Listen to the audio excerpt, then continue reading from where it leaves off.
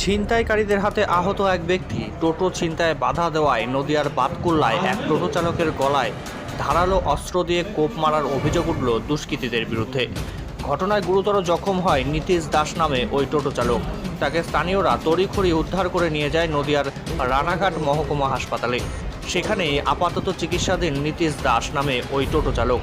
স্থানীয় সূত্রে জানা যায়, নীতিশ দাস নামে ওই ব্যক্তির বাড়ি বাতকুল্লার পঞ্চগ্রাম এলাকায়। ঘটনাটি ঘটেছে বুধবার রাতে শান্তিপুর থানার বাসদ্রোপ চাঁদরা এলাকায়।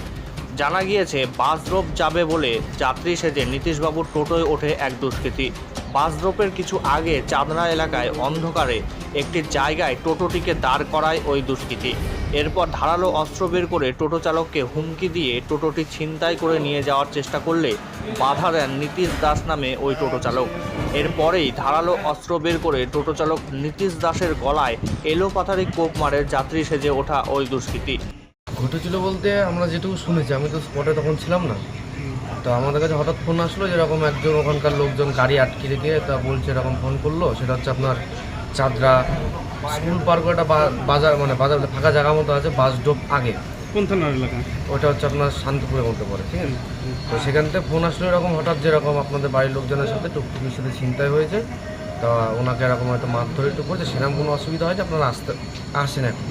তা আমরা তো ফোন পাওয়ার পর সঙ্গে সঙ্গে গেছি। তো আমাদেরকে আবার পরে ফোন করে বলছে এখানে আসতে আপনার আমরা ফুলিয়া হসপিটালে চলে আসেন।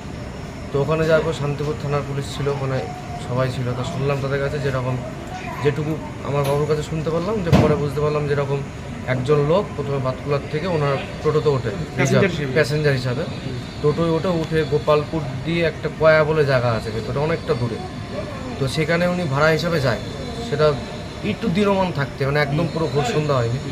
তো ওখানে যাওয়ার পরে ওখান থেকে উনি ভাড়া না দিয়ে কিছুক্ষণ বসেছিল, বসে হয়তো এদিক ওদিক ঘুরে বলছে যে ঠিক আছে আপনার, আমার একটু কাজ আছে, তো এখন এখান থেকে আমরা বাসডোব যাবো বলে উনি আবার উঠে যায়।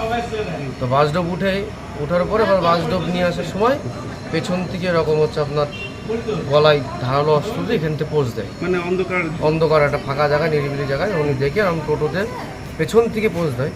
তো উনি পেজ দেওয়াতে যখন উনি হাতটা চেপে ধরে আমার বাবু, তো চেপে ধরাতে উনি এলোপাতারি পোজ চালিয়েছে, হাতেও চালিয়েছে, গলাতেও দু জায়গায় লেগেছে, থুতনিতে লেগেছে, মাথায় মেরেছে। তো সেখান থেকে চিল্লামিল্লি শুনে তখন পার্শ্ববর্তী লোকজন যায়, ওখানে যাওয়ার পরে উনি পালিয়ে যায় সেখান থেকে।